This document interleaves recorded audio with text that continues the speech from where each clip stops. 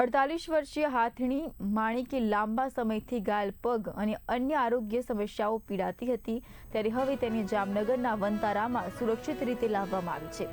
Social media પર viral થયેલા વિડીયોથી માણકીની સ્થિતિ દેશભરમાં ચર્ચાનો વિષય બનાવ્યો હતો. સોશિયલ મીડિયા પર વાયરલ માણકીની સ્થિતિ દેશભરમાં ચર્ચાનો વિષય બનાવ્યો હતો, તો ત્યારબાદ સંબંધિત તંત્રને સુપ્રીમ કોર્ટની સમિતિના દેખરેખ હેઠળ તેનું રેસ્ક્યુ કરવામાં આવ્યું.